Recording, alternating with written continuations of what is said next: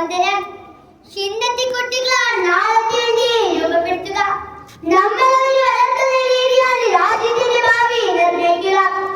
നെഹ്റുവിന്റെ വാക്കുകൾ ഓർമ്മപ്പെടുത്തിക്കൊണ്ട് ഞാൻ തുടരട്ടെ.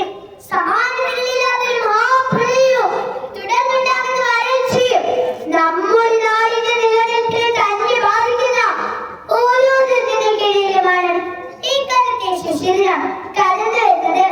റാലികളും മത്സരങ്ങളും ചർച്ചകളും ഒക്കെയായി പുതുപുത്തൻ സ്വപ്നങ്ങളും പ്രതീക്ഷകളുമായി ഒരു നവംബർ 14. യഥാർത്ഥത്തിൽ എന്താണ് ശിശുദിനം?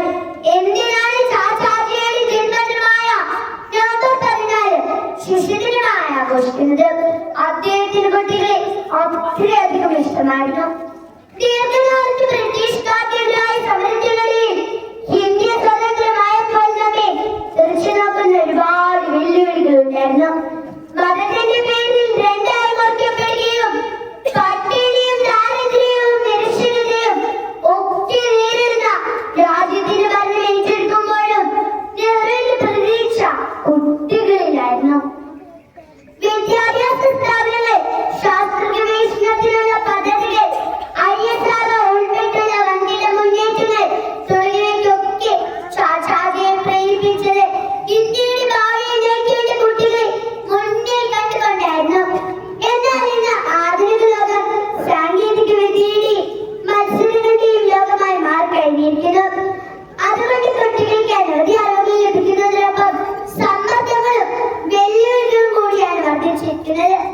ഇത്തരം സാഹചര്യത്തിൽ ശിശുദിനം ആഘോഷിക്കുന്നത് കുട്ടികളുടെ അവകാശങ്ങൾ, സ്വപ്നങ്ങൾ, സന്തോഷം, വിദ്യാഭ്യാസം എന്നിവയെ കുറിച്ച് സമൂഹത്തെ ഓർമ്മപ്പെടുത്തലാണ്. എന്നാൽ ചിലർക്കും ഈ അവകാശങ്ങൾ ലഭിക്കുന്നില്ല. ഗാസയിലെ കുട്ടികൾ ഓരോ ദിവസവും എഴുന്നേൽക്കുന്നത് ഇന്നത്തെ ദിവസം ജീവനോടെ പൂർത്തിയാക്കണമെന്ന പ്രാർത്ഥനയോടെയാണ്. ബോംബാക്രമണത്തിൽ മരണമടഞ്ഞ പാലസ്തീൻ കുട്ടികളുടെ ലക്ഷ്യം എന്തെന്ന് കടന്നു.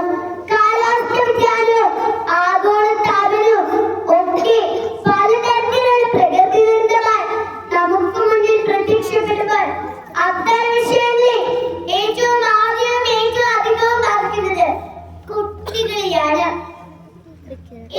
ഇതിനെല്ലാം പുറമെ ബാലവേല, ലഹരി, സൈബർ ആക്രമണം തുടങ്ങിയ പല പ്രതിസന്ധികളും കുട്ടികൾ നേരിടുന്നു.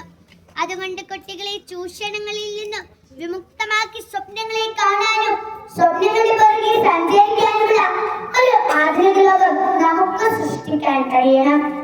ഇത്തരത്തിൽ കുട്ടികൾക്കെതിരായ അതിക്രമങ്ങളിൽ നിന്നും നമ്മുടെ നാടിന്റെ